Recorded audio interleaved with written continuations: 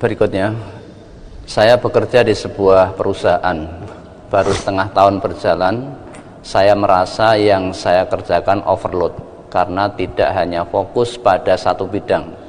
Rasanya ingin selalu mengeluh dengan apa yang diamanahkan pada saya.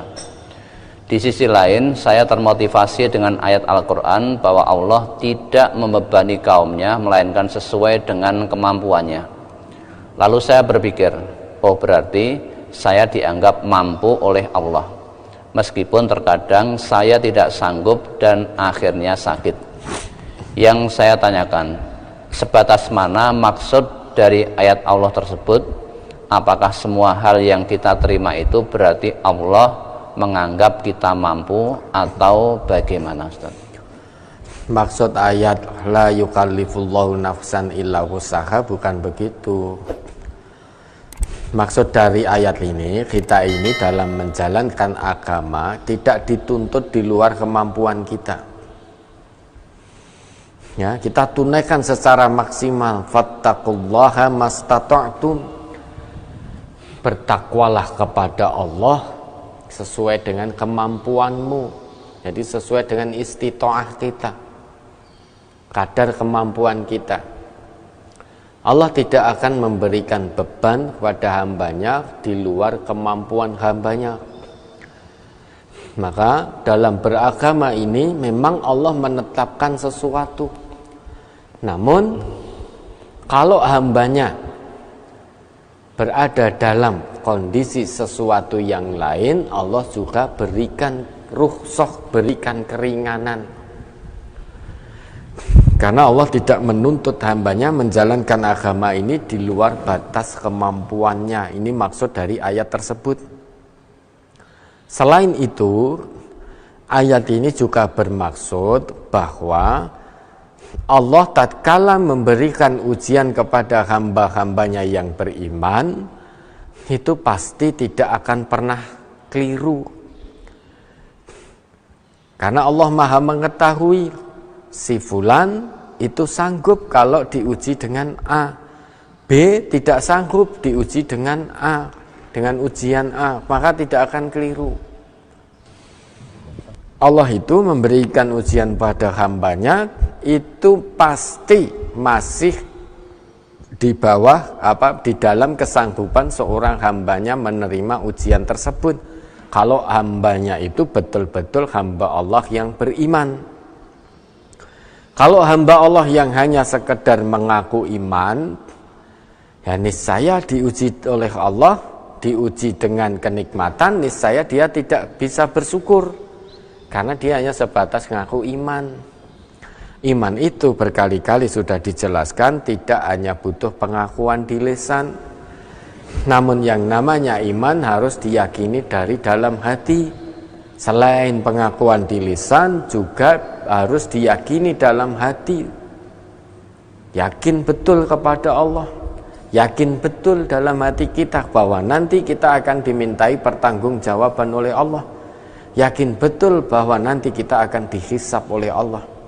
Keyakinan dalam hati itu akan memunculkan keikhlasan dan keistiqomahan, mewujudkannya dalam perbuatan sehari-hari. Perbuatan apa yang diimaninya dalam hati diwujudkan dalam kehidupannya sehari-hari. Itu orang yang beriman.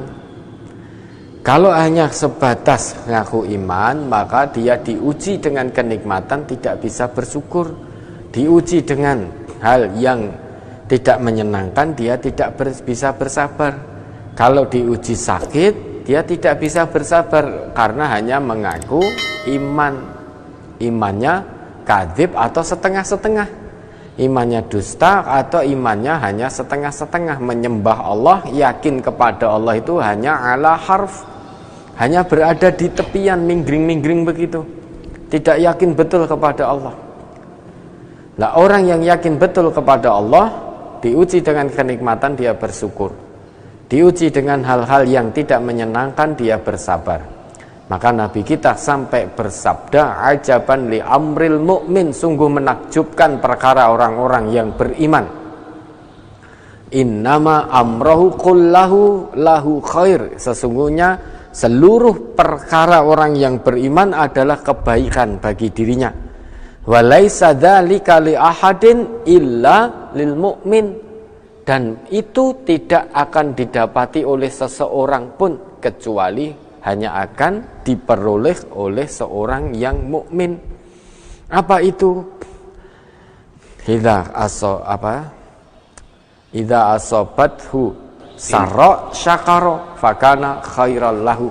Jika dia ditimpa atau diuji dengan kenikmatan, dia bersyukur, dan rasa syukurnya kepada Allah dengan lebih meningkatkan diri lagi, kedekatannya, keimanannya, ketakwaannya kepada Allah, itu adalah kebaikan bagi dirinya.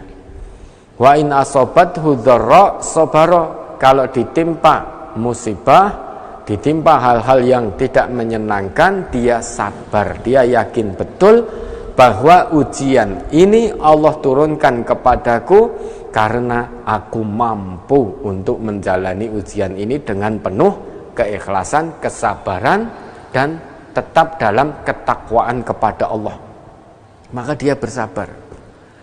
Nah, sabarnya ini fakana khairal lahu, itu merupakan kebaikan bagi dirinya. Ini orang-orang yang beriman, sehingga yakin betul bahwa Allah tidak akan membebani dirinya di luar kemampuannya.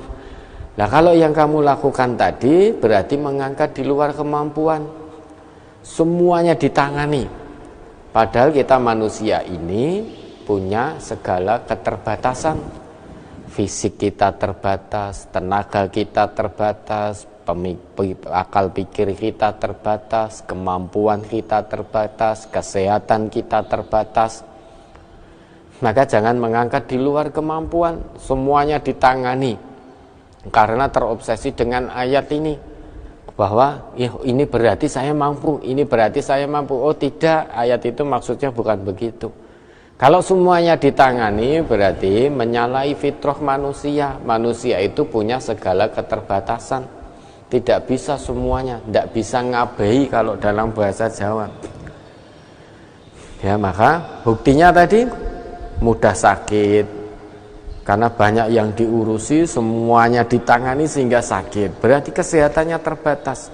Maka jangan mengangkat di luar kemampuan. Ambil amanah yang memang panjenengan mampu. Tunaikan dengan maksimal. Jangan semua diambil.